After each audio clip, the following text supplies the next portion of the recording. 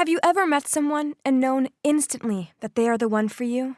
I wish I'd realized sooner so that my teenage years hadn't been so full of drama and heartbreak.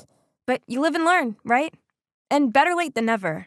By the way, I'm Versailles, and I'm 24 years old. It all began 14 years ago when I moved to New York and started at a new school.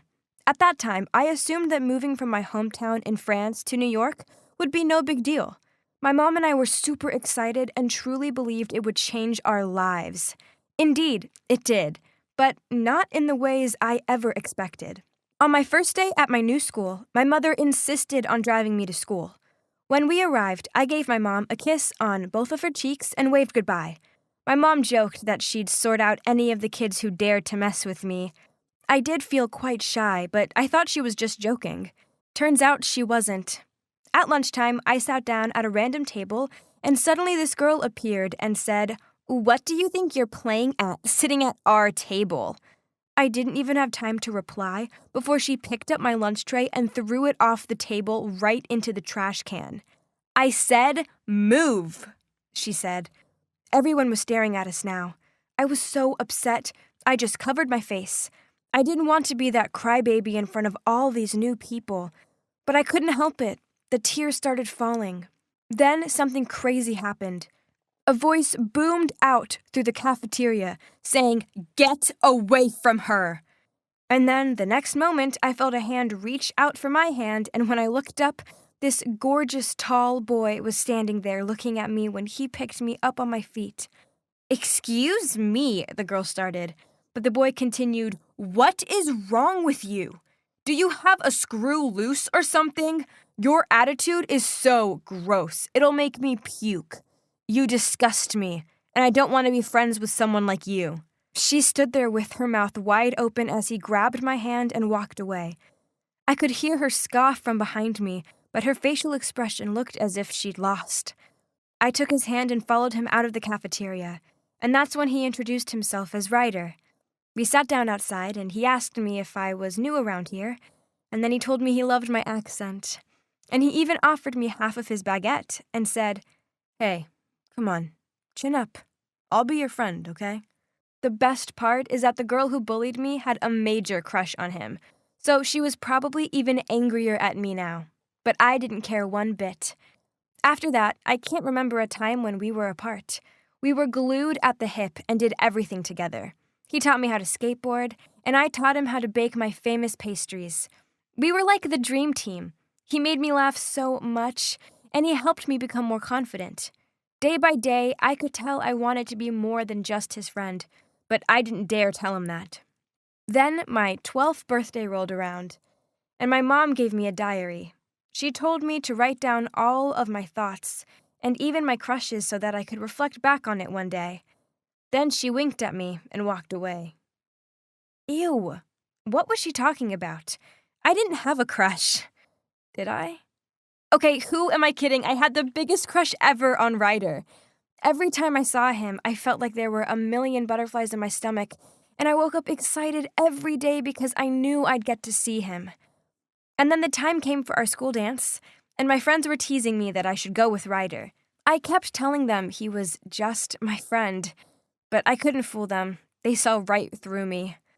Later that day, Ryder invited me over to play video games, and as we were playing, he said, "Hey, wanna go to the dance with me?" I couldn't believe it. My heart was thumping in my chest, but I tried to play it cool and said, sure, I guess. And you know what? We had the best time ever at the dance. I was for sure on cloud 9, and afterwards I decided to journal about it in my diary. I never wanted to forget that night. So I wrote pages upon pages of how Ryder made me feel and how I loved him so much. Little did I know how everything was about to change. A few days later, Ryder came over to my house, and as soon as I saw him, I had the biggest grin on my face. But quickly that grin faded when Ryder said he had something to tell me. "I have some bad news. My family and I are moving to London in a month." This is a joke, right? Come on, stop playing around, I said, trying to hide the worry in my voice. But he just stayed quiet, and by then I knew he wasn't joking. I couldn't hold back the tears, and Ryder just reached out and held me in his arms, comforting me.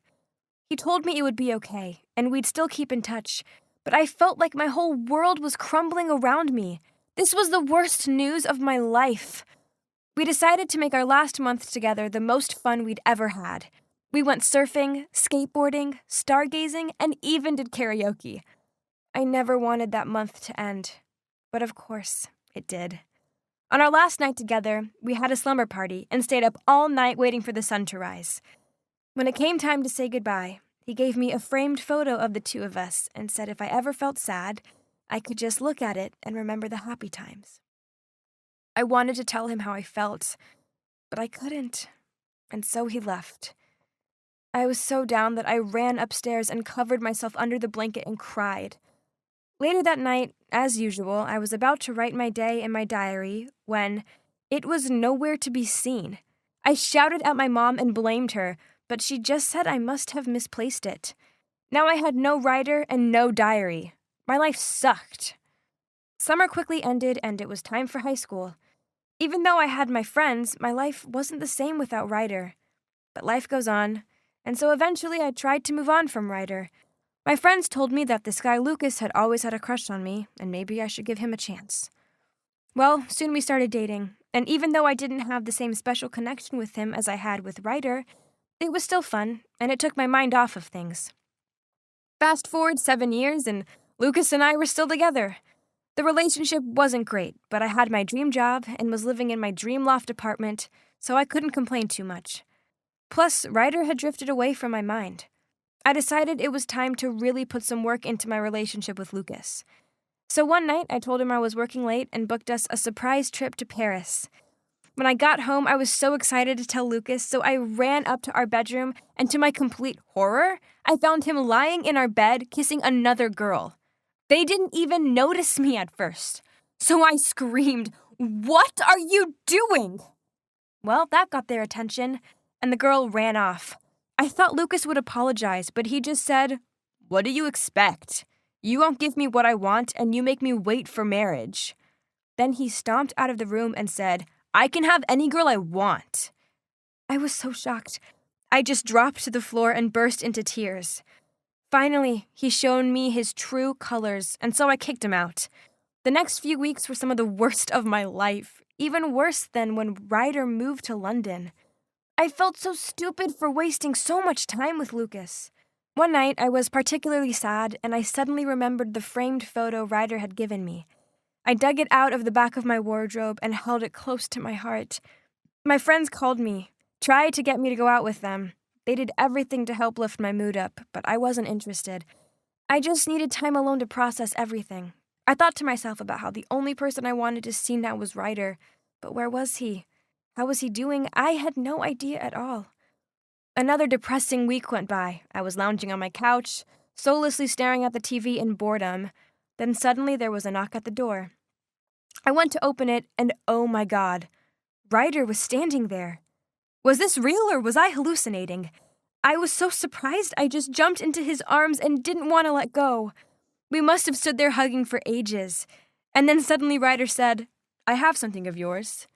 When I let go of him, he was holding my diary. Turns out Ryder had been in touch with my mom, and when she told him about my cheating boyfriend, he decided to come to New York and cheer me up. And then reality hit. He'd taken my diary?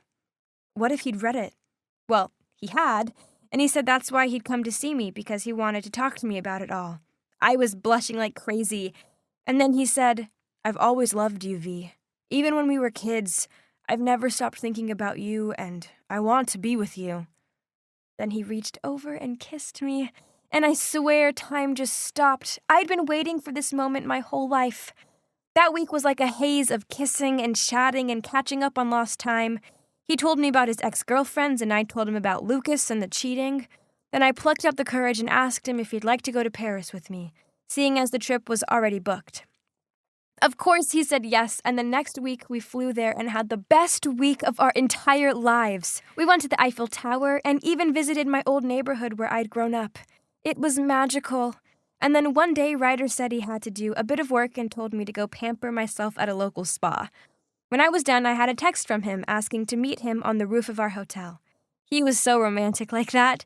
I first went back to the hotel room where he'd laid out a black, sparkly dress for me to wear, and then I headed up to the roof. I couldn't believe it! There were almost 1,000 roses laid out to form a path, and at the end of the path was Ryder wearing a suit. "I love you, V," he began to say. "I always have, and I can't imagine a life without you. Will you marry me?" I gasped in shock and screamed, "Yes," at the top of my voice. I'd loved him ever since I was a kid, and now my dream of being together forever had finally come true. I guess it took us some time to reach this point, but the best things in life are worth waiting for, right?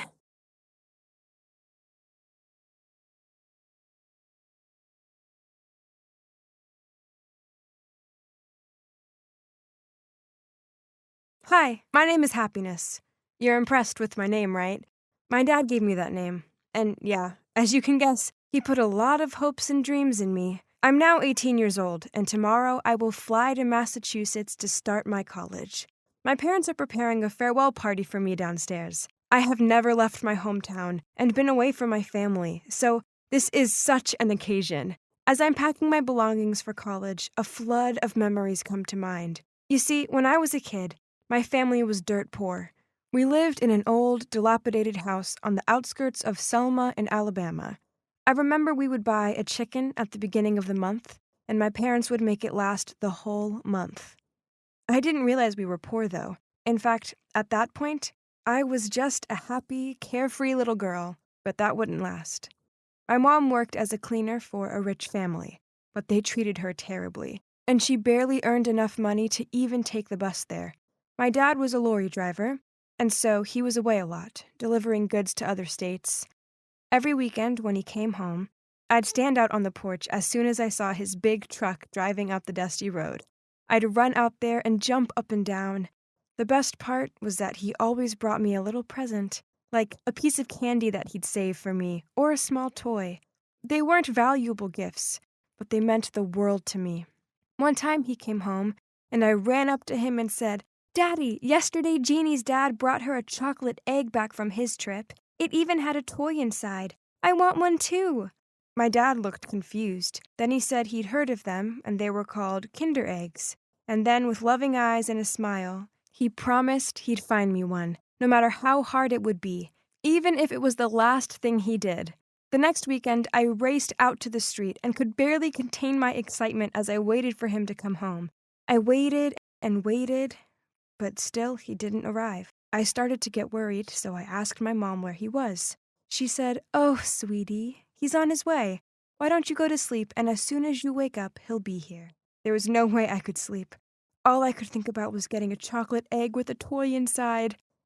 I'd almost dozed off when I heard his voice. I ran downstairs and jumped into his arms, hugging him. "I missed you, Daddy," I told him, and he laughed and said, "I missed you too, sweetie pie." Then I said, "Where is it? Did you get me a chocolate egg?" I eagerly asked. Then his face dropped. He said, "Sorry, baby. I was working late, so I didn't have time to buy one. But I promise I'll bring you two next time to make up for it. Okay?" But this wasn't okay. I was so disappointed. I pushed him away from me and burst into tears, saying, "You promised! You promised me!" I'd never cried like that before over something so small, but at the time it felt like such a big deal. And my dad looked confused to see me so upset. At that moment, my mom came through and saw me. She immediately understood everything, then started to comfort my dad. "Come on, honey, take a rest. You've worked yourself too hard recently. Come eat. You're so skinny these days." This just made me more annoyed. I was the one who needed comforting, not my dad. So I shouted at my mom, "Mommy, Daddy didn't keep his promise." But my mom just ignored me, and so I stormed back up the stairs, crying all the way.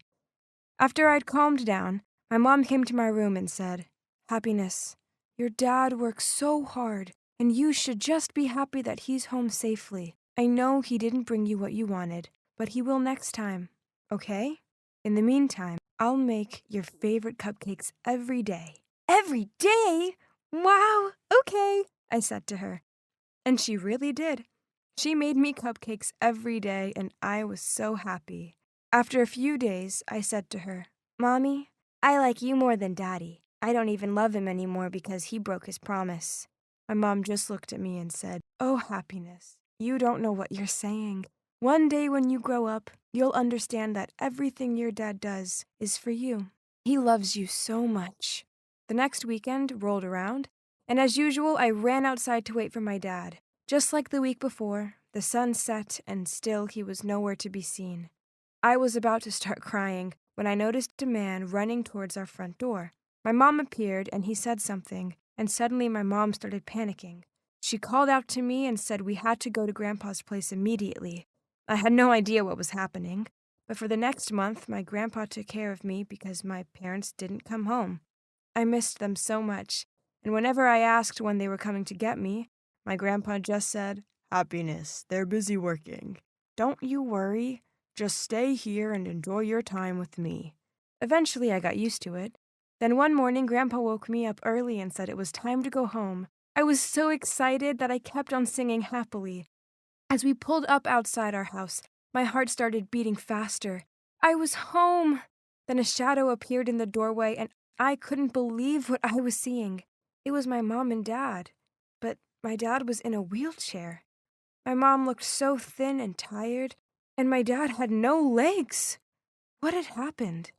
I looked to Grandpa to reassure me, but he looked as nervous as I did. Then in my little voice I said, "Daddy, where are your legs?" He smiled at me and with his usual loving eyes said, "They got hurt. But hey, what do you think of my wheelchair?" He let me sit on his lap, and Mom pushed us around, and it was so cool. I was way too young to understand what was really going on. All I remember was how many people kept visiting to check on Dad, and that I finally got to try a chocolate egg. That same day, a doctor came to visit, and after he checked on my dad, he came over and patted my head. Then he pulled a chocolate egg out of his bag, and then another one, and another one. 3 chocolate eggs! I couldn't believe it. I was shaking with excitement. The doctor said the gift was from my dad, and that I should thank him. I ran to my dad and said, "Thank you, Daddy." He looked like he was going to cry, and I asked if he was okay, and he just smiled and said, "I'm happy because you're happy. That's all that matters to me." For the first time in my life, I got to try a chocolate egg, and it was the most delicious thing I'd ever tasted. And the best part was that inside there was a toy. After I opened and ate all 3, I just wanted more. I kept asking my dad when I could get more, and he just laughed. And then I thought, maybe if I studied really hard and was a good girl, I'd get some more. So that's what I did. I focused on my study, and one day I won a medal at school for winning a math contest. I was so excited to show my parents and assumed they'd give me a chocolate egg as a reward, but that's not what happened. They congratulated me, but said it wasn't possible for them to get me another chocolate egg. I don't know why, but this made me so angry. I cried, and I even threw my bag at them, and this made my mom super mad. She scolded me so much that I was scared and ran out the house and went to my grandpa's house. I cried and told him everything, and my grandpa said, "Happiness, the reason your mom got so mad is because she is under too much pressure and has to work so hard to look after you. Now, your dad can't work, so she's in charge, and it's a lot for her to deal with." Then he told me what happened to my dad, and it changed my life forever. That day when my dad was out doing his deliveries, he got an opportunity to do some overtime, which he jumped at the chance to do so he could buy me my chocolate eggs. On his way home, he stopped to buy them for me, and then because he was so tired, as he was leaving the store, he got hit by a drunk driver. He was hit so hard he lost both his legs. I couldn't believe it. How could I have been so selfish? If it weren't for me demanding a chocolate egg, my dad would still have his legs. I felt so terrible. And so the next day, when I won some candy for the other math contests, I came home and went to my parents. "Mommy, Daddy, I'm so sorry. I want you to have these. You always do your best to give me the sweetest life, and so I wanted to make yours sweeter too." That probably sounds a bit deep for a 6-year-old to say, right? Well, my grandpa taught me that one. My parents were so moved that they almost cried when they hugged me. And even though I didn't understand it at the time, I do now. And it's so true. It's taken me a while, but now that I'm about to move out, I finally understand the life my parents have given me and how sweet it has been. Through this channel, I'd like to send some words to my parents. Mom, Dad, if you're watching this, I want you to know how much I appreciate everything you've done for me. Now it's my turn to work hard and make you proud. No matter how hard life gets, I'll persevere, just like you both have, because I'm your happiness.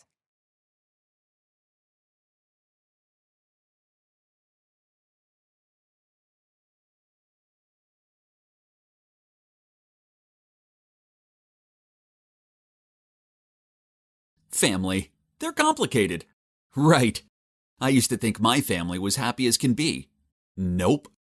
Just like when a water balloon gets too big and then explodes, Mom and Dad split up just after one big, fat, dumb fight.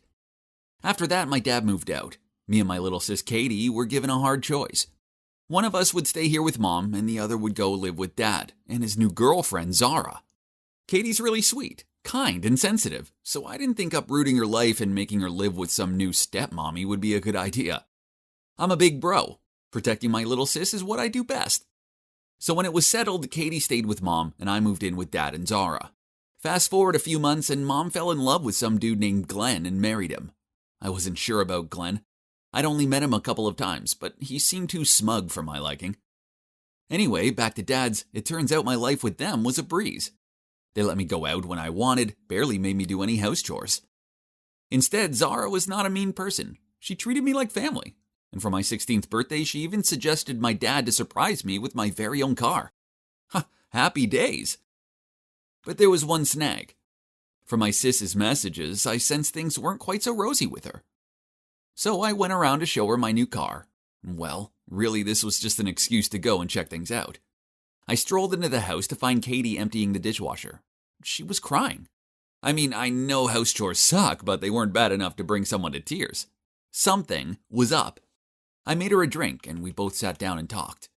She told me that it was Glenn. He didn't like her and kept getting her into trouble. Katie said, "He always considered me as a thorn in his eyes because he wanted Mom to spend full time with him. He demanded that I do all the house chores, and then when Mom got home from work, he'd say he did them. If I tried to question him on this, he'd get me into trouble by telling lies to Mom about me. Such as one time he said I cursed at him and stole $20 from his wallet." I didn't like the sound of this, so I asked her, "Have you tried telling Mom what's going on?" She nodded her head and blubbed out, "Yes, she says I'm just lazy and jealous." I replied, "Sounds like Mom's blinded by love. Don't worry, sis, she'll come around and see sense soon." She sniffed back tears and said, "I hope so, Rory, as things really suck here." I told her to let me know the next time Glenn did anything sneaky. Whoa, turns out this guy likes to play dirty. A few days later, he switched the cooking oil for whiskey, so when Mom started the cooking, the whole thing went up in flames. Then Glenn rushed to the rescue and blamed Katie, saying he'd seen her holding the whiskey bottle last night, but presumed she was just trying to sneak some. Then he told Mom that Katie had insisted he cook her steak, so the prank must have been meant for him. Mom instantly believed him over Katie, and punished her by making her miss her school dance and having to do house chores instead. Poor Katie, she was so upset. But then a week later, sneaky Glenn struck again. This time Katie saw him switching Mom's diet mayo for the full fat stuff. Katie rushed to get Mom to catch him red-handed, but when she arrived, she saw him spreading diet mayo in her bagel. Mom shouted at Katie for saying untrue things about her stepdad and grounded her again. This sucked. My sis was the sweetest girl, and she doesn't deserve this. Not to mention the fact that some of these pranks sound dangerous. Well, not so much the mayo one, but the fire one could have ended so badly. This Glenn dude needed to stop with the games, and it was about time I showed him that no one messes with my little sis. So I suggested we switch things up for a couple weeks. Katie would go and live with Dad and get to know Zara, and I'd go and live with Mom and get to know Glenn. It's clear Glenn knew he couldn't mess with me, so for the first week he stayed out of my way. I used this time to refuel, relax, enjoy Mom's cooking, and plot my revenge. When the second week arrived, I was ready to make Glenn's life a misery. Tough lucky, Glenny boy. Mom was working extra hard as Glenn had lost his job. So, being the good son I am, I drove her to the grocery store. Mom was so happy with my help, and she promised to make my favorite omelet. When we got home, Mom called Glenn to come and help carry the bags inside. He tried to impress her by carrying them all at once, but one of them split open and groceries went everywhere, including the box of eggs. Oops! Mom was furious and shouted at him. That's what you get for trying to show off and be a strong man. Now I can't have an omelet for my dinner, and I was looking forward to that. Haha, seeing his dumbfounded expression was so funny. Yep, I cut a hole into the bottom of the bag so that would happen. I wasn't finished with him yet, no chance. So in the next few days, when Mom left super early for work, I poured cornflakes everywhere, threw dirty laundry onto the floor, put the dog bowl on top of the couch, and stomped around in my dirty sneakers. I even took the breakfast Mom had prepared for Glenn to school with me, so I knew he'd wake up hungry. Then spent all day having to tidy up my mess. Ha! Naturally, Glenn wasn't happy with me, so when I got back from school, he forced me to mow the lawn. This guy looked so tired spending the entire day clearing out my stuff, so fine by me. As when Mom came home and saw me, I gasped for breath and said, I had a busy day with schoolwork, but Glenn still made me do all the chores. I'm so tired, Mom. Mom rushed inside and found Glenn watching cartoons. Then she yelled at him.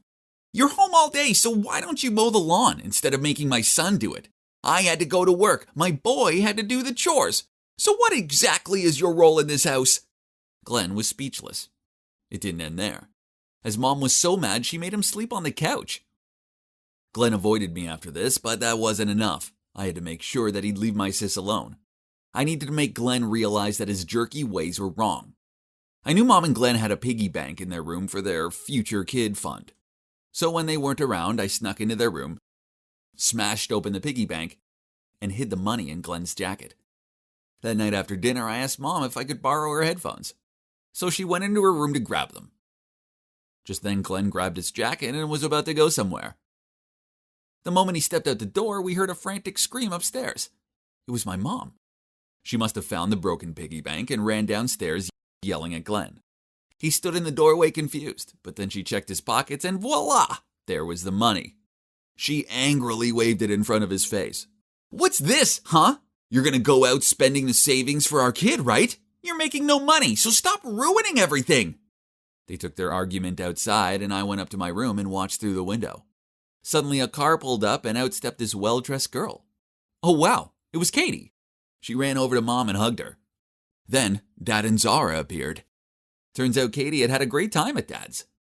Zara had always wanted a daughter, so when Katie came, she was so happy and had taken her shopping, got her hair done, and spoiled her. When Mom looked at her own daughter having a better life with her stepmom, I was pretty sure she realized how bad she was. I could see her ashamed face. I rushed downstairs and greeted my sis. Then I turned to Mom and said, Mom, you should care for Katie more. You see, Glenn even treated me badly. You don't know how hard he was with her. We love you, so please trust Katie like you trust me. Then I turned to Glenn. You're her husband, but it doesn't mean you can replace us in our mom's heart.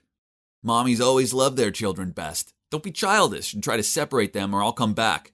I winked at him. Yeah, okay, he grunted. Then he turned to Katie and said, I'm sorry, Katie. What do you say to us starting again? Katie smiled sweetly and said, okay, I'd like that. It looks like I'd save the day. Now Glenn knew that if he ever messed with Katie again, then I'd be back.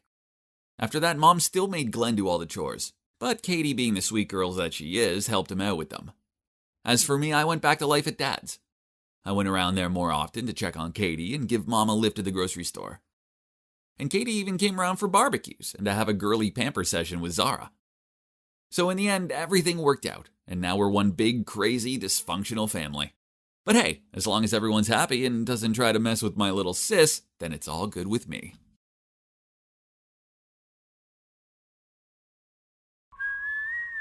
Hey guys, I want to tell you about my most memorable summer. It involves a parent-free house, the girl of my dreams, and my little bro Silas's massive secret.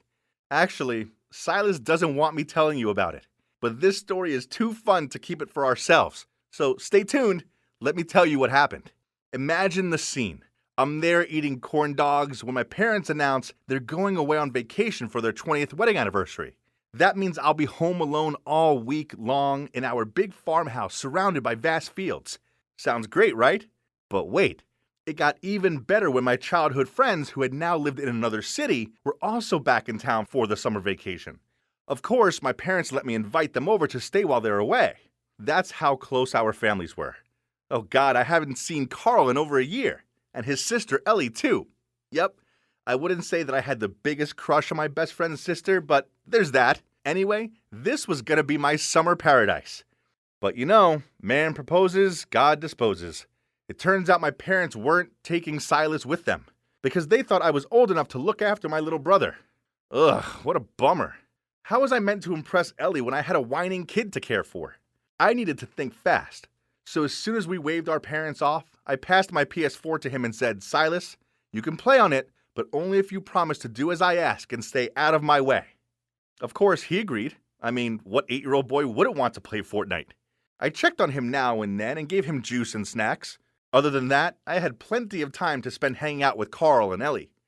Things were going well for the first few days, and nothing beats being around your best bud and your crush all day long.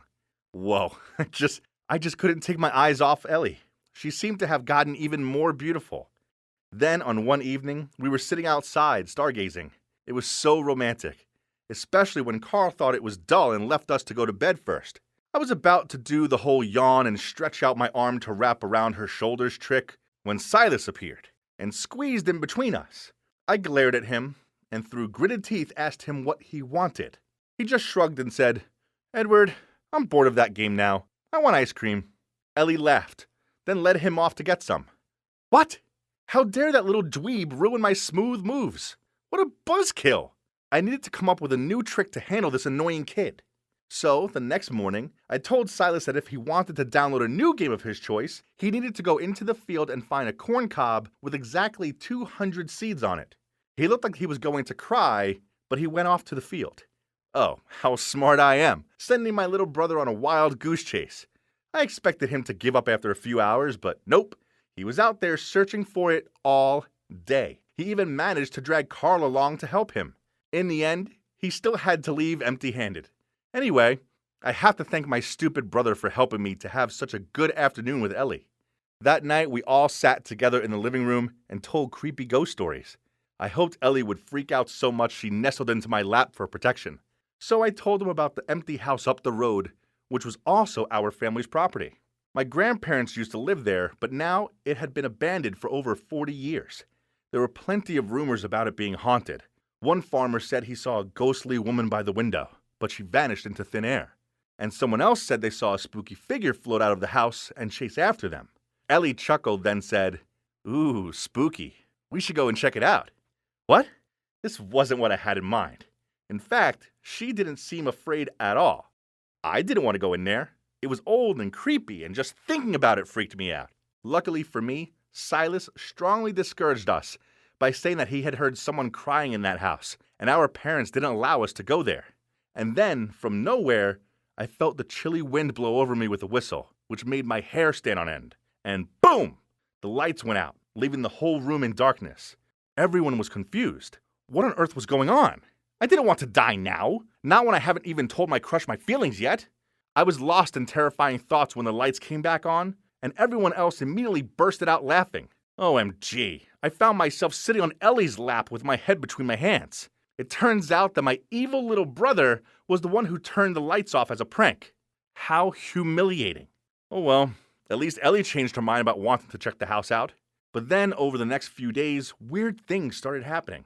I went to grab a snack for my secret loot under my bed, but what's this? All of the Snickers bars had gone. It couldn't have been Silas, as he hated Snickers bars, right?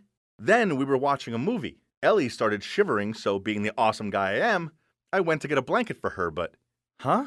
All of the blankets had gone? When I went back and told Carl and Ellie about it, Ellie said that was odd, as the other day she couldn't find her pajamas, and Carl's pack of Gatorade had vanished too. So, is there a real ghost in my house? As for my bro, he was acting like he was haunted. He barely talked anymore, and for 3 days in a row, at 6 p.m. on the dot, he disappeared out of the house for hours. This was so strange. I mean, that's the time slot for his favorite show, and he seriously wouldn't miss Adventure Time without a good reason.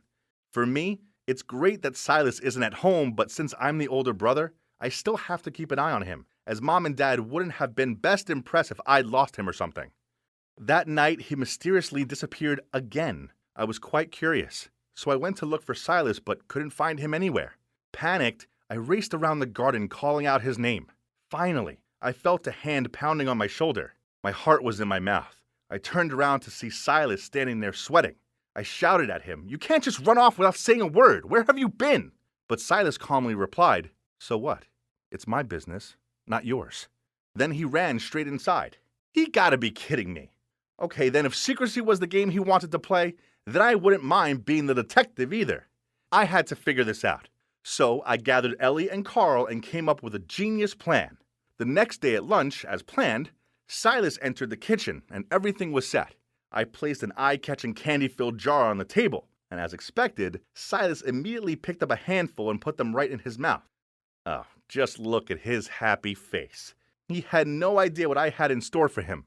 Right after that, we entered the room. Not wanting to get caught eating food on the sly, Silas quickly hid under the table. And of course, we pretended not to know he was there. Then I held up that candy jar and said, "Guys, guess what? I've ordered these pills online. It's the legendary invisible candy that makes it impossible for people to see me." Carl acted surprised. "Unbelievable! How did you get this? I heard it's such a hit that it was sold out everywhere." Then Ellie asked me how long we could disappear if we ate these candies. I replied, "I think if we just eat 4 to 5 candies, we can disappear for 45 minutes.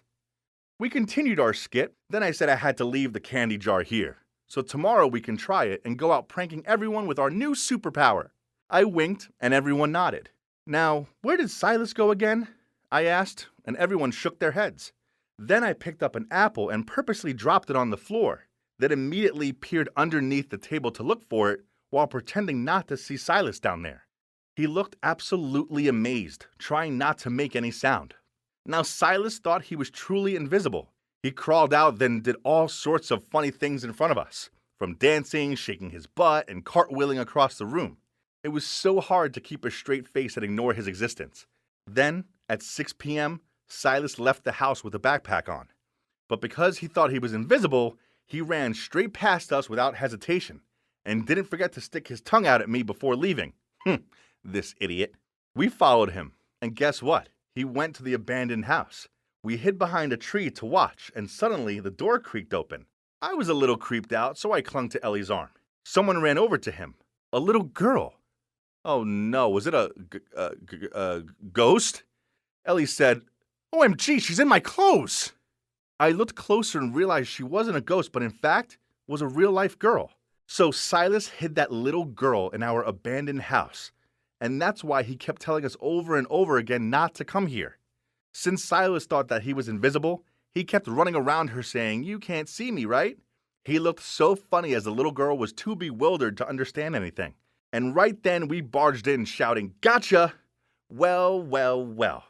Look who's the big guy hiding his girlfriend here. I pulled out Silas's backpack, which was filled with Snickers bars and other missing items.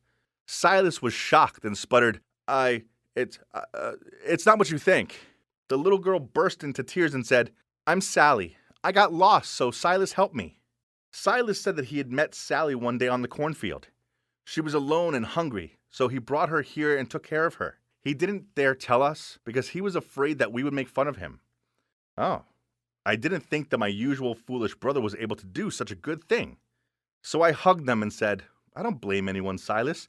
You did a very good job, and Sally, you will be safe here. Take her to our house and I will call someone for help." Fortunately, the police said that they were also looking for a missing child, and the next day, Sally was reunited with her parents. It turned out she was at a crowded train station when she ended up lost. Confused, she followed a man with the same shirt as her father, and that's how she ended up lost in our fields. Yeah, my brother is a bit annoying at times, but he's a good kid with a kind heart. Since then, we've grown closer, and I used my savings to reward my brother with a console of his very own. As for me and Ellie, well, let's just say our relationship is still in the friend zone for now, but Carl might have noticed something, and he didn't seem to oppose it, so just give me time and wish me luck.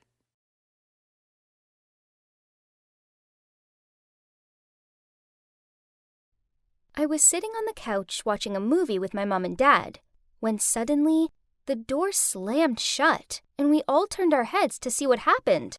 Yep, that's my big sister Taylor making an entrance. She slumped down on the couch and banged her feet on the coffee table. Then, as she scrolled through her phone, she looked up at us and huffed out, why are you all gawping at me like I'm an animal in a zoo? Am I not welcome here? Flustered, my mom immediately replied, No, sweetie, we're all delighted to have you home. Then she turned to me. Anne, darling, go and get your sister a drink. I jumped up to my feet and did as Mom asked. I know what you're thinking.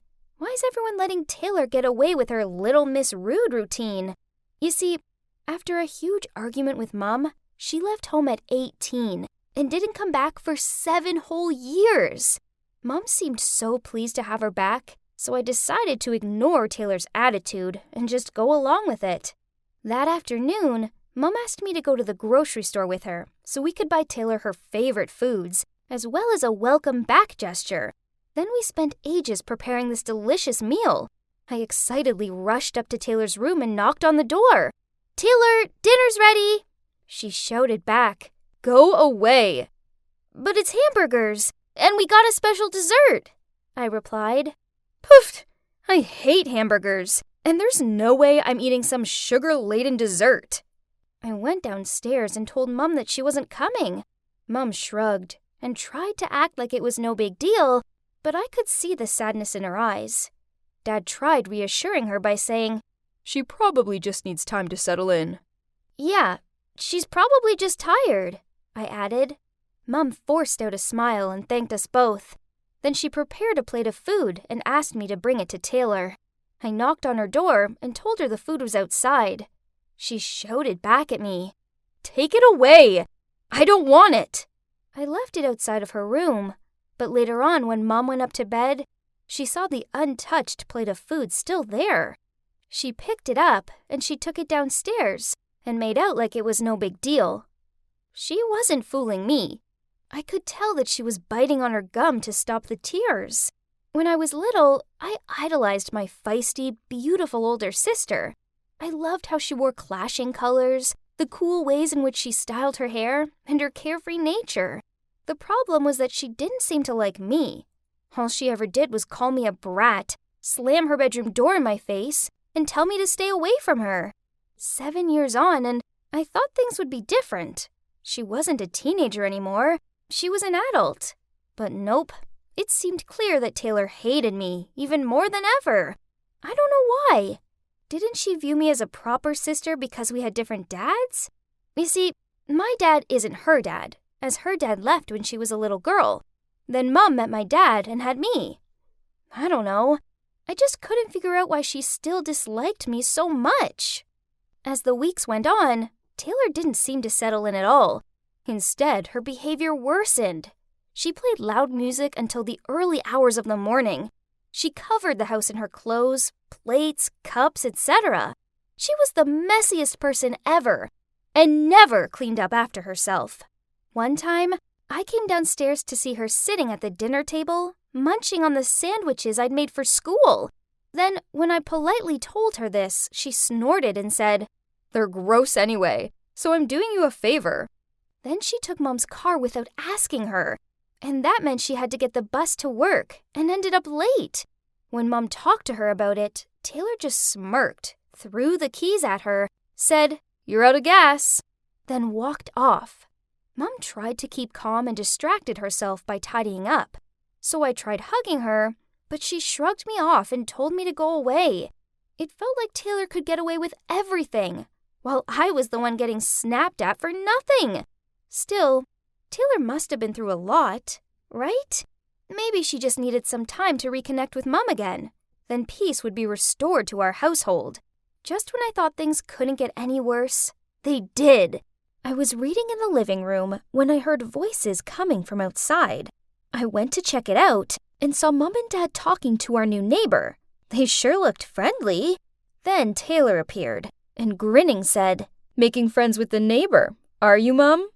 Mom flustered out, "Taylor, this is Bill, my old classmate and our new neighbor. Isn't it a small world?" "So, you're Mom's age?" "Whoa, you don't look like it." "Hang on, didn't you say you had a crush on some Bill?" "I see why. It's just a shame you rushed into remarrying, isn't it? Mom and Bill gave awkward looks, while Dad was gritting his teeth. Uh-oh, he didn't look happy. Lovely to see you, Bill. Mom muttered out before she pulled Dad and Taylor inside. Behind closed doors, she frowned at Taylor, but she just shrugged and left. This must have been playing on Dad's mind, as that evening I overheard him question Mom. Why did you never mention this Bill before? Honey, it was just a slight crush when I was a teenager. You know how it is. Yeah, sure. Dad scratched his head. Now I was stuck in the middle of all this tension, and it was all down to Taylor stirring the pot again. Then a couple of days later, Dad came home from work and immediately started freaking out. The bank called. Apparently I spent an obscene amount of money in a watch store. Was it you? Mom shook her head. I didn't know anything either. Then Taylor piped in. Speaking of buying stuff, we do need to get something for Bill's birthday. I mean, he did invite all of us, so it'd be rude not to. Uh-oh. I know Mom hadn't got round to telling Dad that Bill had invited the whole family to his party yet. Dad gave Mom a skeptical look and snarled, Oh, I see. You used my money to buy your high school sweetheart an expensive watch? Listen to yourself! You're being ridiculous!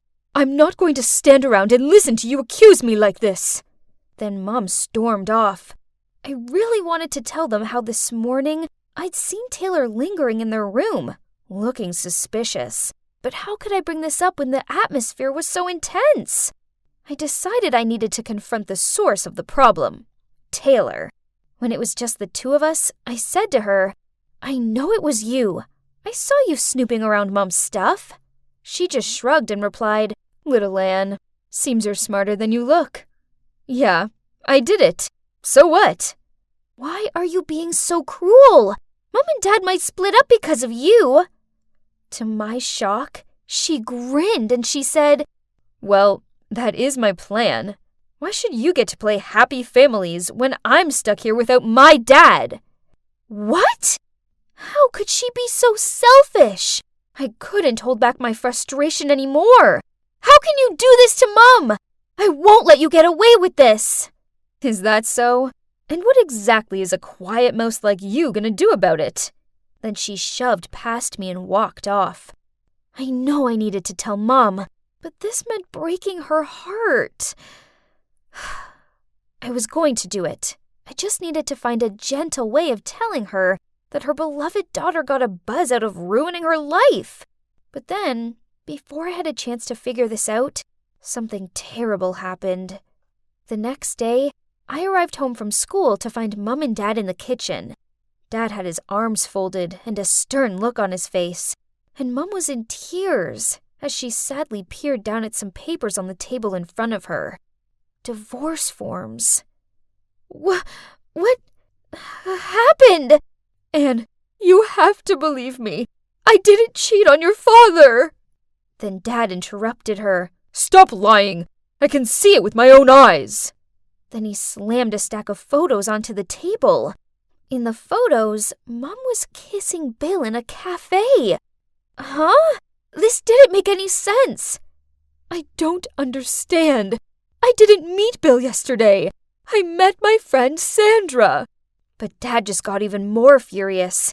Then he pulled his suitcase towards the door. Stop lying. I can see what happened clear as day.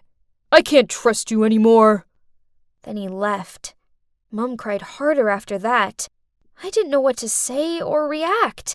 I wanted to believe Mom, but those photos told me differently. Suddenly, the door opened and Taylor strolled in, looked at Mom crying her heart out, and gave a delighted smirk, then went upstairs. That's right, Taylor! She must have something to do with this. So I kept an eye on her. As I passed her room, I heard her on the phone. And without a second thought, I went to find Mom and dragged her upstairs. Anyway, I owe you this time, dude. Yeah, those photos did the job. Yeah, thanks. Your Photoshop skills are brilliant. They look so real. My mom froze. A second later, she pushed the door open. Then Mom looked at Taylor and mouthed the word, "Why?" Taylor burst out laughing, shrugged, then replied, "It's payback for loving her." She pointed at me. "More than you love me. I want you all to suffer for living happily together. Why does she have you both, while I have nothing?" Furious, Mom slapped Taylor across the face and shouted out, "I'm ashamed of you, and I want you to leave right now." Taylor clutched her face and snarled back, "With pleasure. I hate it here anyway." Then she stormed out of the room, slamming the door behind her. I hugged Mom, and we both started crying. My happy family had been destroyed, and all because my sister was jealous and thought Mom loved me more. It was all so crazy. Then, later that evening, Mom received a call from the hospital. Mom's face dropped when she told me that Taylor had been in a car crash. We rushed to the hospital, and the doctor told us Taylor needed emergency surgery. But as she'd lost lots of blood, she needed a blood donation. The problem is that she had a rare blood type, but luckily, Mom had the same. So without any hesitation, Mom told the doctor to take as much blood as Taylor needed just to save her. After the blood donation, Mom didn't recover as fast as expected. Instead, she turned weak and needed medical care. So now, Taylor was in the surgery room, and Mom was in the intensive care unit. This was terrifying. What if I lost them both? I called Dad and spilled out everything that had happened to him, and he immediately rushed to the hospital. The wait was agonizing, but when the doctor came and told me they were both going to be okay, and I could go and see Taylor, I cried with happiness. Seeing her lying there bruised and afraid, I saw a vulnerable side to her that I hadn't seen before. So I took her hand and told her what Mom did for her. She looked embarrassed and turned away from me and muttered out how sorry she was for everything. After that, I visited them both every day. Dad came to the hospital too to check they were okay, but he waited outside of Mom's room as he knew she was still mad at him. Finally, Mom came home. Then a week later, Taylor was also discharged. We went to pick her up, and even though Mom and her didn't talk, I could feel the warmth between them. That night, we were having a cozy dinner. Taylor coughed to clear her voice, then said, "Guys, I want to say something. I know I've been a total brat, and I'm sorry.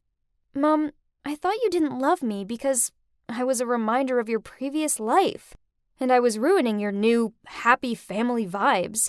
But now I realize how sacred the mother-daughter bond is. You never left me out. I left myself out. And Anne, I'm sorry I haven't been the big sis I should have been for you. I was jealous of you, but I was wrong to be that way. I hope you can both forgive me." Dad also apologized to Mom for misunderstanding her. We were all blubbering, and then we all hugged each other. We didn't need to say anything. Our actions were enough. We were family, and we loved each other. Families aren't always straightforward, but family is family, through the good times and the bad. And they're always worth fighting for, regardless of how out-of-this-world annoying they can be at times. Trust me, I know all about it.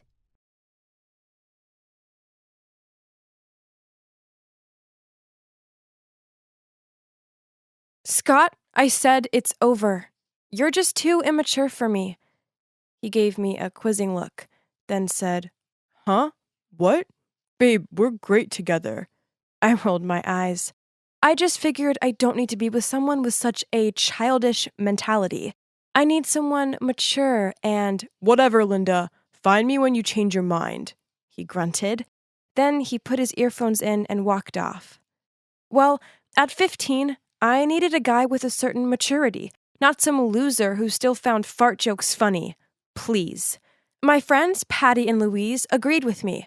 I'm far too popular, pretty, and confident to date just anyone. Anyway, as luck should happen, I was walking along the school corridor when I saw this lost-looking but amazingly handsome guy. Flicking out my hair, I approached him with my friendliest voice. Hey, are you okay? Flustered, he replied, Yes, which way is it to the principal's office? I'm going that way anyway, so I'll show you. This was a blatant lie, as my class was in the other direction, but he didn't know that. Later that day, I walked into physics class with Lewis and stopped dead. Standing at the front of the class was that handsome guy. It turns out he was the substitute teacher, and written on the board behind him was the name Mr. Halton. My first name is Colin, by the way, he smiled. I whispered to Lewis, Seems like science class has heated up. Then I walked over to my seat. There's no way I could concentrate on the density of materials, not with the hottest teacher ever sharing the same airspace as me. I needed to find a way to get to know him and show him that I wasn't like the other girls my age. Instead, I was far more mature and self-assured than them. So, at the end of class, I walked over and asked him if he'd go over a few things with me. He gladly agreed, so I got to sit down next to him and daydreamed in the scent of his musky cologne. Physics class became my favorite. With my head in my hands, I watched him address the class. He saw me looking at him a few times, but he always quickly looked away. It's okay. I got it. He was just trying to look professional. Then, one time he asked the question, According to Einstein, is light a partial or a wave? I stuck my hand in the air and grinned. He looked a little flustered. Linda? I puckered my lips and looked straight at him. That shirt color really suits you, sir. It brings out your eyes. Some of the other kids in class laughed, and he awkwardly fiddled with his collar. So cute! Then he coughed and said, Linda, do you know the answer?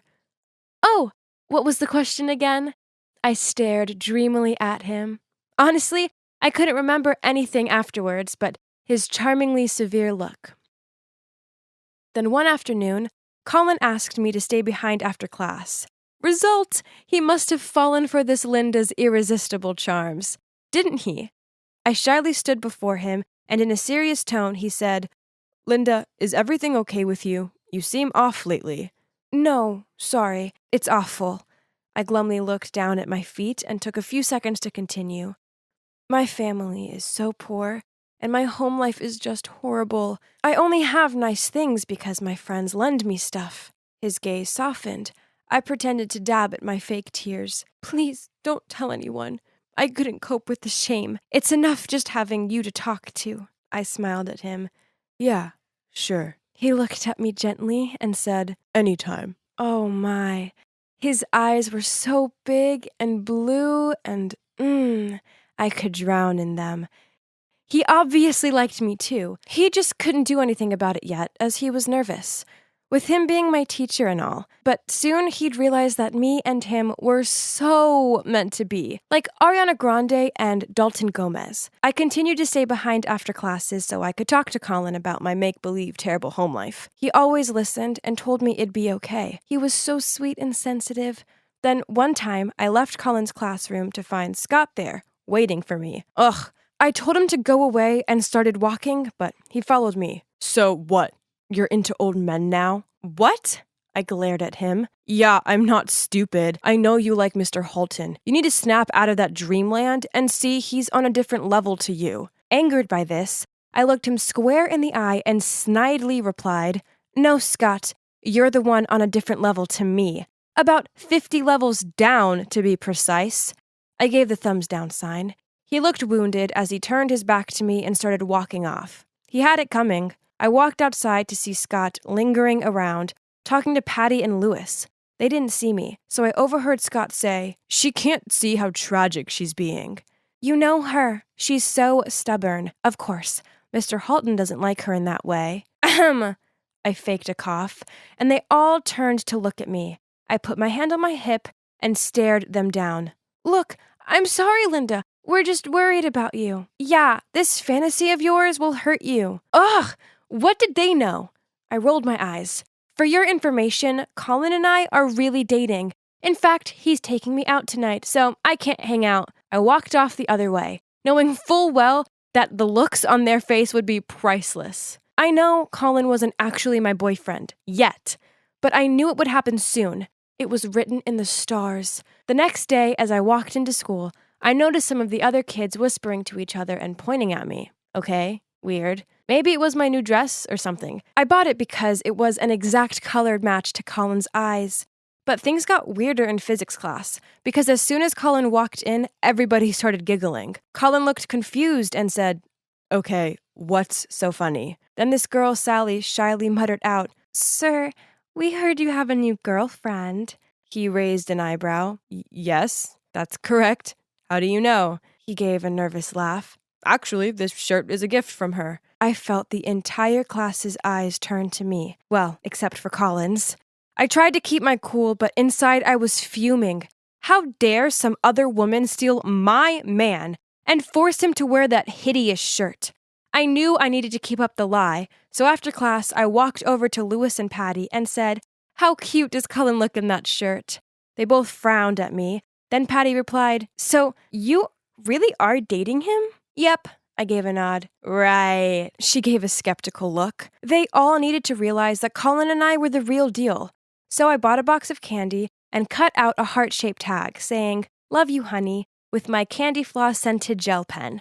I did feel kinda nervous as I walked over to him, but our love was meant to be. "Hi, Linda. Can I help you?" "I got you this." I placed the gift down on his desk. He read the note and his face fell. Then, in a firm voice, he said, "Look, Linda, this is wrong." "No," I shook my head. "I know you like me." "Linda, please, you're my student. You're just a child." "No, we're meant to be together." "You love me." "I know you do." "I don't," he said sternly. "Now please leave." He rejected me? This had to be down to his new girlfriend. She was obviously poisoning his mind, as there was no way he couldn't like me. I wasn't leaving the room until he admitted he loved me too. So, crying, I sat down on the floor and folded my arms. Right at that moment, Patty and Louise rushed into the room and helped me up. Then they stared daggers at Colin as they led me out into the corridor. Turned out they'd followed me and observed through the window. How embarrassing. Thinking quick, I blubbered out, "He's such a jerk. I devoted all of myself to him, but he's bored of me now, so he dumped me." Just like that. My friends comforted me as they told me he wouldn't get away with it. There's no way I could face Colin again just yet. So, I feigned being sick and stayed home. Only when I returned to school, he wasn't there. Then, the principal called me to their office. I walked in to see both my parents sitting there with devastated looks on their faces. Oh no. What was going on? "Sweetie, we're sorry for not protecting you more." Mom looked over at me with glassy eyes. Then the principal said, "Mr. Hulton has been fired, and the police are investigating him. Rest assured, nothing like this will happen again." Huh? Colin had been fired? Why? Then the reality hit me. It was because they thought he'd been having a relationship with me. I muttered out, "No, you've got it all wrong. Nothing happened." "Linda, I know this is difficult, but he's a bad man." It didn't matter what I said. They remained convinced that I was so manipulated by Colin that I'd say anything to clear his name. Straight after the meeting, I found Patty and Louise, and they confessed that they hated seeing me so upset, so they'd told the principal about me and Colin. I took a deep breath, then I blurted out, "But I made it up! All of it!" Of course, they were super angry with me for lying, but after bearing their tantrums for some 30 minutes, they agreed to help me clear his name. So, they went to the cop station with me, and we told them everything. It worked, as Colin had his name cleared, but unsurprisingly, he never came back to teach at my school. The three of us were suspended from school, and my parents grounded me for a month. Patty and Louise are still my friends, but I can see they don't trust me anymore. Anytime I tell them anything, they give each other these, "yeah, right" looks. I feel so guilty for everything I did. It was never meant to go that far, but I now realize that my childish behavior almost cost a good man his future. I wish I could apologize to Colin in person, but I know I'll never get a chance to. Please be careful with your words, as they could ruin someone's career, life, everything. If, like me, you adore your teacher, then please just respect them, be nice, and let them be.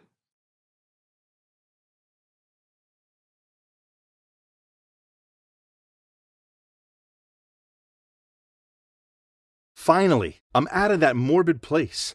Now let me tell you, sharing a cell with a dozen other noisy, stinky, grumpy dudes ain't fun. Anyway, here I am, free as a bird now. So no one's here to pick me up. Suppose I'd have to call Mom. It took me a few seconds to familiarize myself with my phone. Jeez, it'd been 4 years. It was a miracle I hadn't turned into one of those leg-cradling crazy dudes. How I ended up in there in the first place was a joke. All I did was take some stuff from 1 or 2 warehouses and sell them on. No big deal. Yo, Mom, it's your boy Cole. I'm out, and yeah, I need a lift home. I spoke the moment I heard Mom's voice. Cole, Do you have any idea what hell your actions have put your mother through? My dad was so good at overreacting, but I needed somewhere to stay, so I could handle him. But Dad, Mom, come on, I'm still your son. You have the heart to see me homeless and sleeping next to rats? There was a brief pause. Then Dad grunted, You can stay for a few weeks, but only for your mother's sake. Thanks, Dad. You're the man. Bingo. My parents were like putty in my hands. This was the life. I played video games all day, then partied all night. Then one night, I was getting ready to meet my friend Moose, when Mom told me that the pizza delivery guy was at the door. I shouted down to her, You can shout me this one, and I'll get the next. I finished getting ready, and I must say, I was looking smooth. I strode down into the kitchen and grabbed a slice of pizza. Dad was sitting there glaring at me over his report.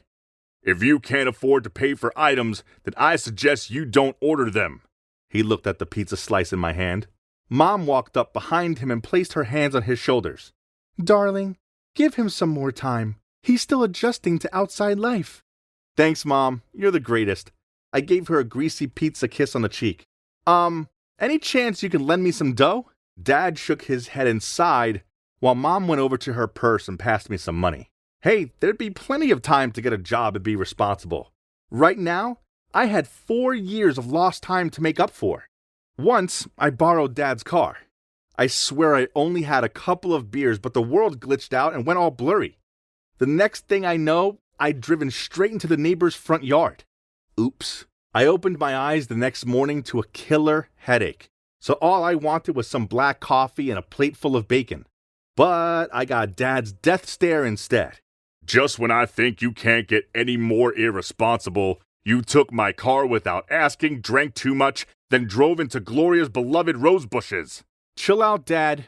I'll fix it later, I said as I raided the fridge for food. You're not the one having to pay for the damages. We've made our decision. You have 1 week to get out of our house. Now hold up. I had 0 places to go. I couldn't stay with Moose, as he was crashing in his sister's garage, and I didn't know anyone else. How could they? I gotta chill a bit, so I pulled out my phone and started scrolling through dating apps. Then I matched with this stunning blonde called Trudy. She's a little older than me, but her family is rolling in dough, and also, she has her own business. Not only that, but she's hotter than an agitated dragon. So yeah, her photos seemed a little grainy, but guess the retro trend was in. Looks like I had it both ways, love and money. I have quite a face. But since I love beer and pizza, and without any dedication for the gym, I don't have the perfect body. But I needed to keep this girl interested. So I told her I was a tall dude with an impressive six-pack, who just graduated and was on the lookout for a girl with brains as well as beauty. This girl was actually pretty easy to talk to. She sent me pictures of her latest purchases, like phones, expensive watches, and designer clothes, along with the promise that when we started dating in person, she'd buy me whatever I wanted. Result: after 4 days of face pics and my priceless conversation, Trudy was smitten, and she sent me a message saying, Cole, I haven't known you long, but I know how I feel. I love you. X. Okay, that's really fast, but yeah, I've won the lottery over here. Hey, maybe she lied about her look too, but it didn't matter. She's rich. So I replied to her, I know, babes. I feel it too. X. We immediately arranged to meet in person and decided on a yellow dress code. I looked around the park trying to spot this gold mine, but all I could see was some old lady in a yellow dress. Okay, coincident, but why is she heading my way? The closer she got toward me, the wider her grin was. Cole, right? It's me, Trudy. What? No. How come this corny, overweight, wrinkly old lady be Trudy? I was expecting the blonde beauty from the photos, not Big Bird. Once I got over the initial shock, we sat down and talked. Turns out my dream girl was in her 50s. All the descriptions and photos of her were true, but 30 years ago. She was clearly in the middle of a midlife crisis or something. You're not the same either, she sneered. You're barely taller than me. And where's the gym body? All right, fair enough. I fake smiled. Yeah, despite you looking different, I still find you very beautiful. That night, I tossed and turned. This was all so unexpected. Trudy was totally not my type. But dating her might not hurt. She was rich. And also, I had to move out tomorrow. So at least she'd pay for me. With that, I sent her a message. Babe, you're beautiful, and I want to make us official. X.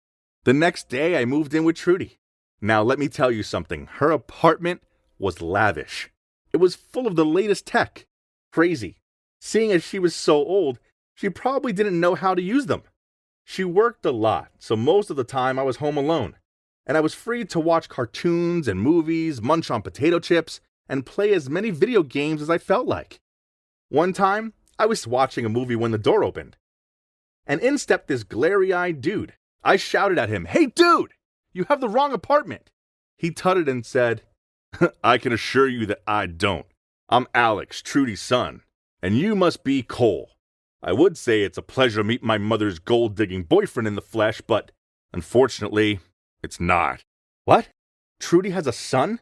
And by the looks, he's even older than me. And how dare he called me a gold digger? I suppose I was, but still, he had no right to call me it. Even worse, he refused to leave. He just sat in the kitchen and waited for his mom to return. Then he had a heated argument with her in which he referred to me as a loser and a bum. Things weren't any better with my parents either. Dad told me to be independent and get a real job, not a sugar mama. And Mom was just crying. Whatever. This was their fault for kicking me out in the first place. What did they expect me to do? Live under a bridge? Few days after I met Alex, Trudy insisted on dragging me along to his lame work launch thing. As soon as I got there, I went straight to the food. I was stuffing a mini quiche into my mouth when this girl walked up alongside me and said, "Great minds think alike." I gave her a gormless look. Then she pointed at the food. We both headed straight for the food. I laughed at that. This girl was funny. And hot. Really hot. Her name is Beatrice, and she works for that loser Alex. After that, I started seeing a lot more of this Beatrice girl, as she often popped over with Alex. And while he was arguing with his mom, usually about me, I chatted to her. That was how I found out she wasn't having it easy either. She was behind on her rent because her truant brother had stolen the money and spent it all. I felt bad for her, so I took the envelope full of cash that Trudy had given to me, and I handed it to her. Okay, so I wouldn't be able to buy anything new for a few weeks, but it was worth it just to know that she'd be okay. Truth was, I was really falling for Beatrice, but I couldn't do anything about it, as I was with Trudy, and I was relying on her handouts. Soon, things became stinky. I came out of the shower to see Trudy standing there with my phone in her hand. "How could you?" She threw it at me. Yeah, so she'd read all of the messages I'd sent to Moose, saying how I didn't find her remotely attractive and I was only with her for a free ride. "Trudes, my babes, come on, those messages were just me joking." I laughed. "I was just messing around." "Shut up, you liar! You find me hideous. Alex was right. You were only using me for my money. And worse, you never went to college. Instead, you were in jail." I was about to lay on the Cole charm when Alex and Beatrice bursted into the room. Alex shouted at me, "How lowlife you are! What a shameless gold digger! It's appalling. I've told her to report you to the cops." Beatrice interrupted. "No, don't do that. What Cole did was wrong, but he's not all that bad. Please." I was so moved. Took a look around. Trudy was crying. Alex was so furious his eyes were bulging. And Beatrice, well, she just looked disappointed. I then packed my stuff and left in shame. Well, that was a few months ago, and I have a decent job now. Even though I live back at home, I pay my way, and I'm saving up to put a deposit down on my own place. I never should have used Trudy like that. She might be old, but she still has feelings, and the way I treated her wasn't right. I was undeniably a douchebag back then. All I want is to have a happy life with Beatrice. I really love her, which is why I asked her to be my girlfriend, but she rejected me. Man, it stung, but I'm not giving up. Perhaps she might give me a chance once she sees I've changed. I can't fix the past. All I can do now is improve myself and keep on rolling forward.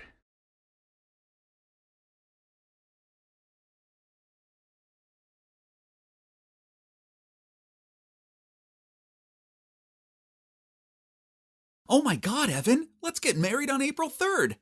What? Are you serious? Yeah, look! Then she waved her phone in my face. On the screen was some article about choosing special dates to get married. It's 04/03/21. We could get married anyways, right? So why not choose a unique date? And you'll never forget our wedding anniversary. But babe, that's 3 days away. How are we gonna arrange a wedding in such a short time? She jumped to her feet. We will marry on this special date.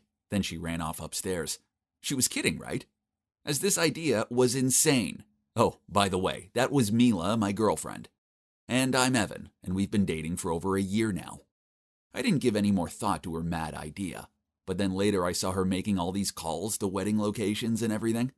And that's when I realized she wasn't kidding. Unsurprisingly, all the local wedding venues were fully booked for that date. So Mila came up with a crazy plan. We would drive to the wedding capital of the world, Vegas. My God, this was lunacy. But Mila wouldn't take no for an answer, so it was settled. We were going to Vegas, baby. There's one problem. We live in Alaska, so the trip would take us about 2 days and 16 hours. We called into work to take a few days off, and then we woke up super early and began our long journey to Vegas. I have to admit that I was kind of excited about our adventure, but little did we know how many ridiculous situations we would come across on our way. We started the journey at 5:30, and only a few hours in, Mila got peckish, so she started munching on our snack supply. Later on, I was craving potato chips too, so I asked her to feed me some. But to my horror, none of the snacks were left, and we hadn't even crossed city limits yet. That's not humanly possible. Then, when we reached the highway, she suddenly said she needed a pee. I stopped at the nearest service station, but she didn't go to the restroom. Instead, she turned to me and said, Actually, since we're here now, why don't we go grab some lunch? Excuse me? But it was 10 a.m. And didn't she just eat all our snacks? I knew it was pointless arguing with a hungry girl, so I just followed her. After that, we hit the road again. I was getting a bit bored, so I reached for my phone to turn on some Post Malone. But Mila stopped me and said that she had something far more interesting. The audio novel To All the Boys I've Ever Loved Before. Jesus. It was so boring that it almost sent me to sleep. So for the safety of our lives and the lives of other drivers, I decided to stop at a motel to get some sleep. Besides, I couldn't endure hearing any more of Laura Jean and this guy Peter. The next day after breakfast at a diner, we were walking to our car when Mila suddenly saw a pregnant woman loading stuff into her trunk. She immediately ran over to the lady, then told me to do the heavy loading while she just stood there and chatted to her. Suddenly, the lady touched her stomach and said that she wasn't feeling well. Oh my God, don't tell me that she was gonna... Oh boy, her water broke!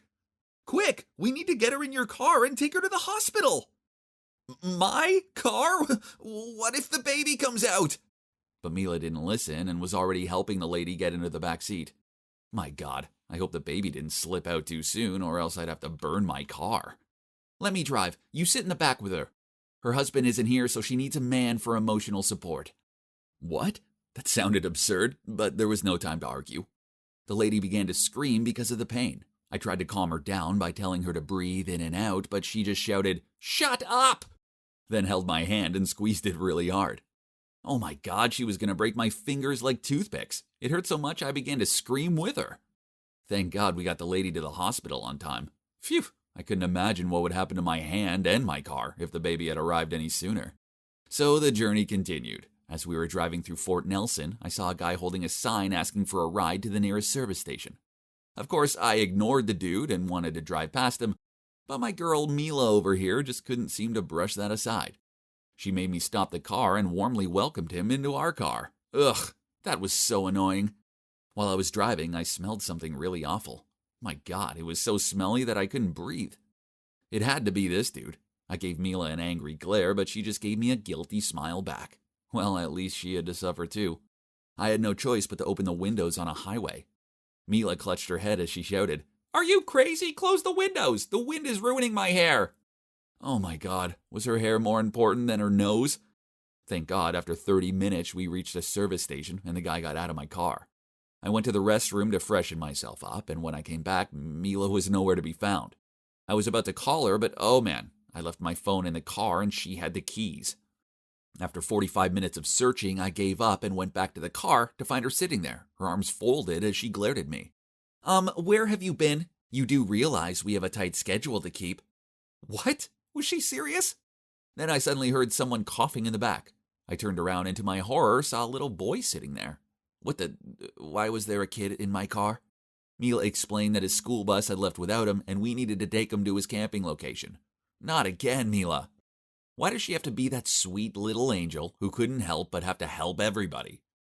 But my God, now there was not the time to be Charlie's Angels and rescue that little kid. I told her, but she immediately accused me of being heartless, cruel, and everything. Jesus. That's the third person I'd given a free ride to today. As I was driving to the camping location, the kid suddenly felt nauseous. I shouted at him to hold it as we were on the highway, and it was impossible to stop. But he started to make vomit sounds. Mila freaked out, so she grabbed something and let the kid throw up in there. After I found a place to stop, I turned around and saw that Mila threw all my stuff out and used my precious Nike duffel bag as a vomit bag. That's it. I'd had enough. So I shouted at the kid, "Get out of my car!" He got so scared that he ran out and started crying really loudly.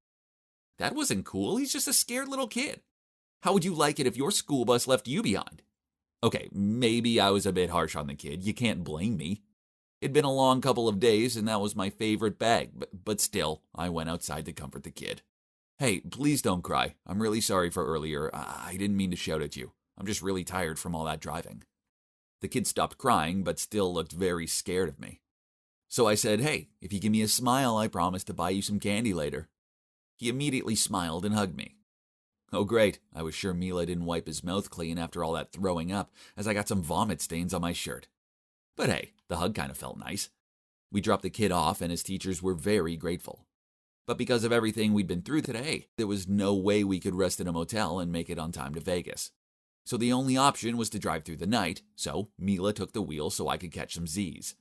A honking sound startled me and I sat up and saw that we were going at a snail's pace. "Mila, what's wrong? You're driving slower than my granny!" "I think we're lost." "What? Why didn't she wake me up?" Then, oh no, we suddenly heard a cop siren. And guess why we were pulled over? Yup, for driving too slowly in a 60-mile-an-hour zone. My God, I was freaking out. But Mila turned to me and said, "Just keep quiet and I'll do the talking." She opened the window and began to speak in a weird way. "Hi, officer, did I do something wrong?" "Can I see your license, please?" "Oh yeah, absolutely. Here you go, Officer Good-Looking."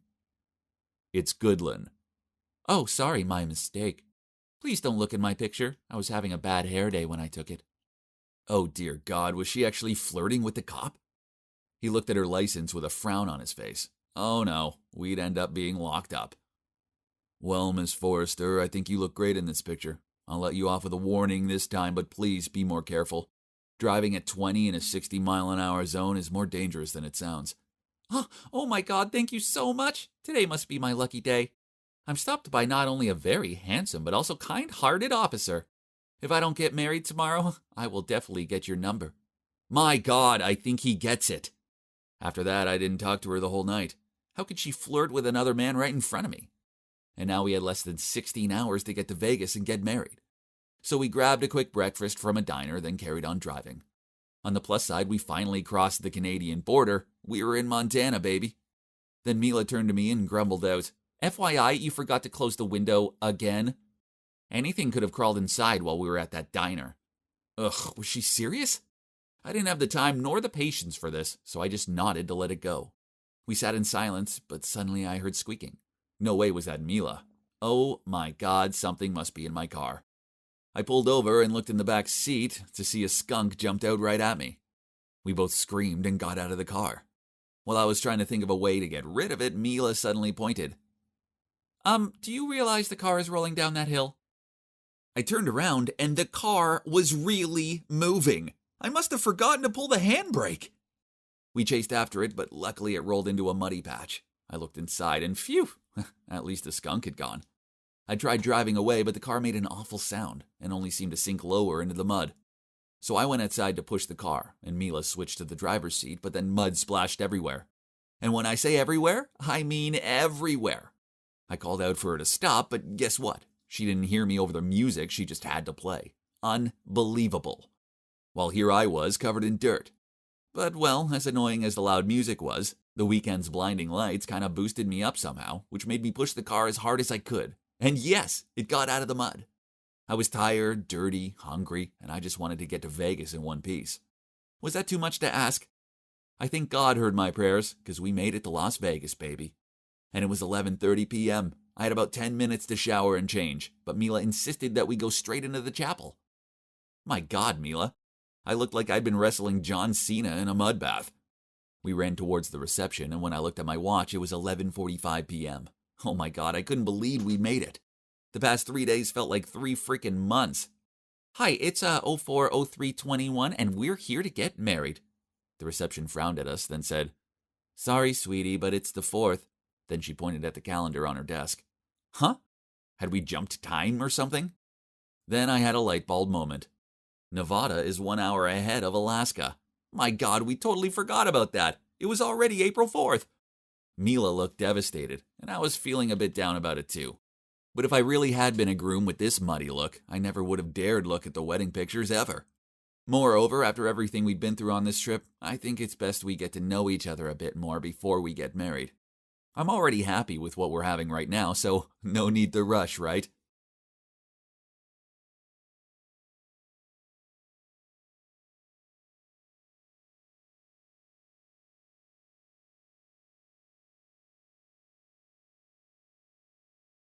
Now, where is her turquoise scarf? That will definitely complete my look.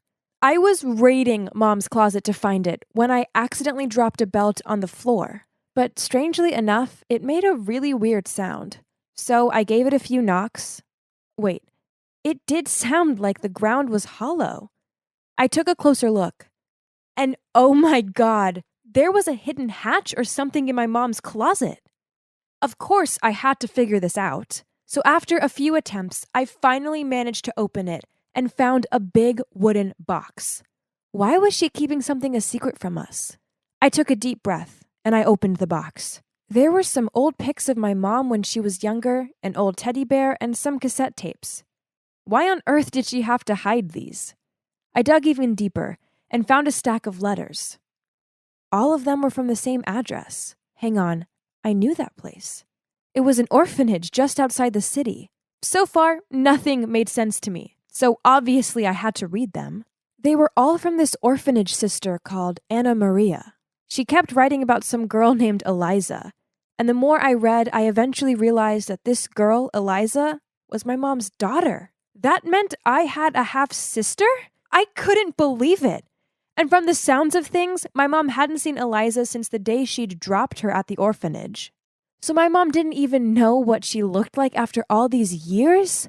This was insane! How could Mom have done this? Not to mention the fact my dad is a politician, so I'd been raised to always be a good person, just like them. But after what I just found out, I didn't know what to believe anymore. This is so absurd. But one thing was for sure, I had to find Eliza. The next day after school, I went to the orphanage. I told Anna Maria everything, and then she said that Eliza had left when she turned 18, but that she came back every weekend to help out. She then gave me Eliza's home address. I followed Google Maps and ended up in a seriously creepy neighborhood. As I knocked on her door, a billion questions ran through my head. What if she didn't want anything to do with us? What if she hated me because I stole this great life that was supposed to be hers? But there was no backing down now. As soon as the door opened, I froze.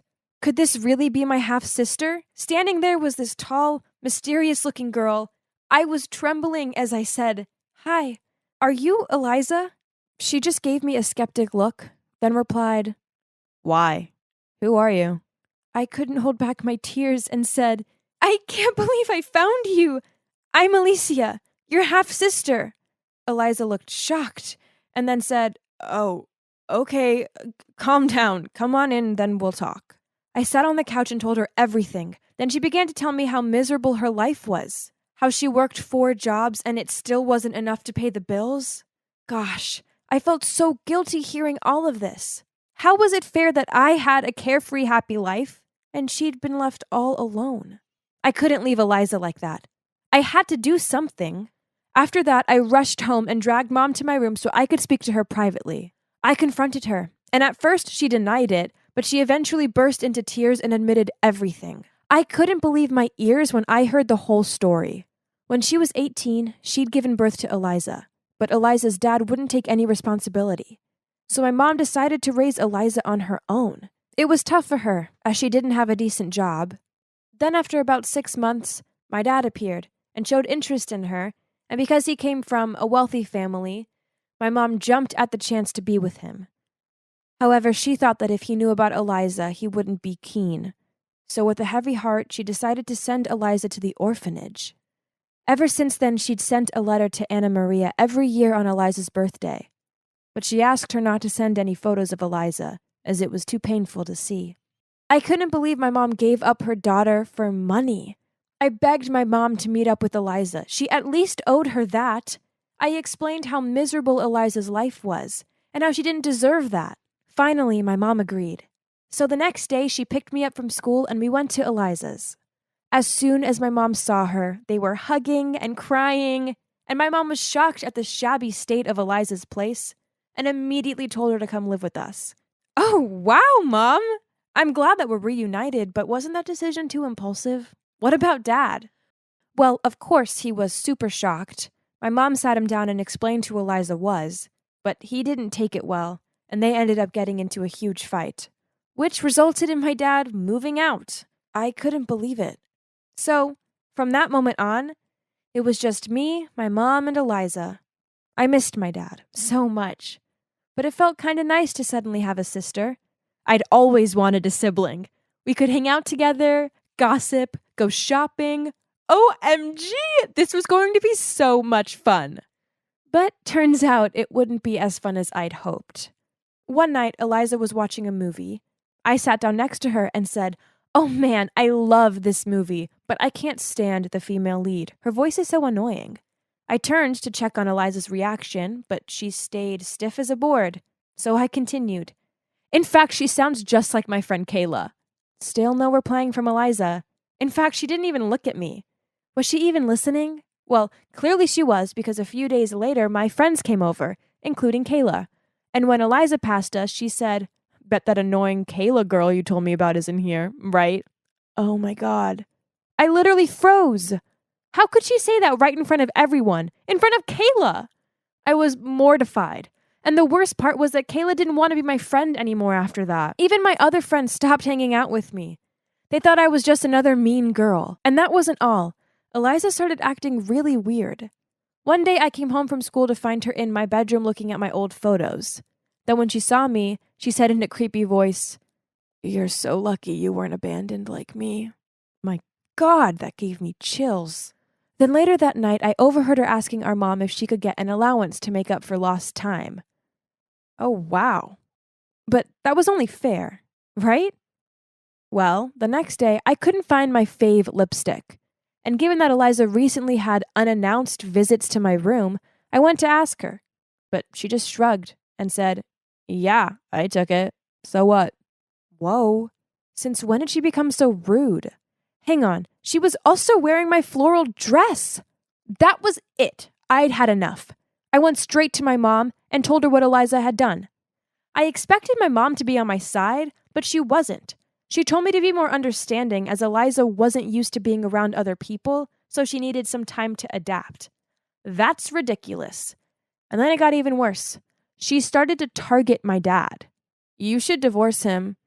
The way he just left you like that, what an awful husband," she told my mom when the two of them were preparing dinner.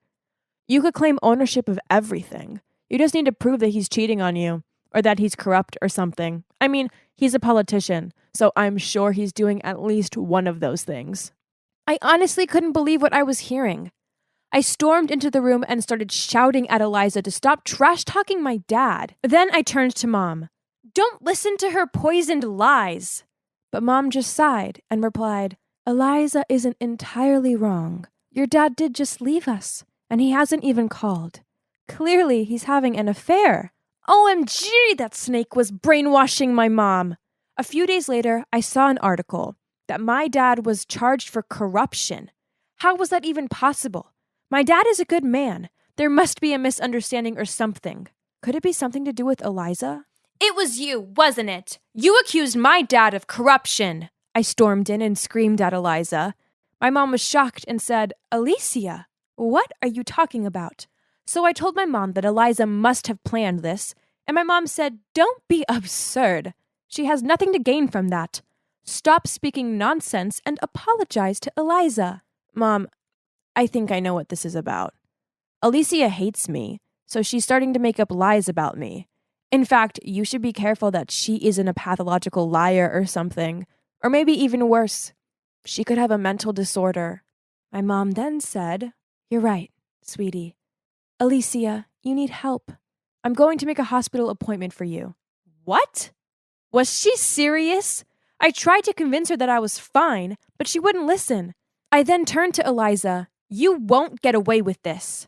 The next day, my mom tried to get me to go to the hospital, but I locked my bedroom door and refused to leave. But it didn't take long for her to find the spare key, and this time she came back with some dudes next door to help hold me down. I tried my best to break free, but it was hopeless. At that exact moment, I heard my dad's voice. Let her go. I looked up and saw my dad was with a woman. My mom looked horrified and said, How dare you bring your mistress into our home? But my dad said, It's not what it looks like, honey. This is Eliza, the real Eliza. That woman over there is an imposter. Her real name is Kim. OMG!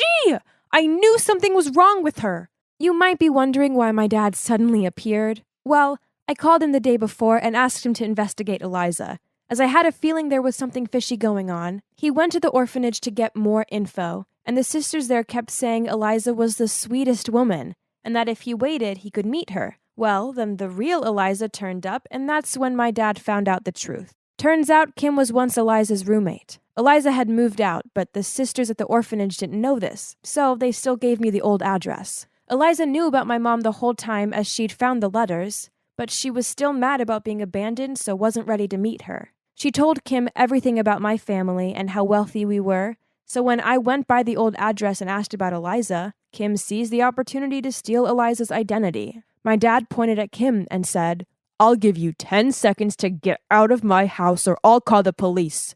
Don't you ever come near my family again. Kim fled immediately, and we never saw her again. As for the real Eliza, well, that was quite the reunion. At first it didn't go well, but gradually Eliza opened up to my mom, and of course my dad's corruption charges were dropped after he was found innocent. He also forgave my mom and moved back in. Eliza visits us often, and I have to say, it's exactly what I hoped having a big sister would feel like. I'm so glad we're all reunited now.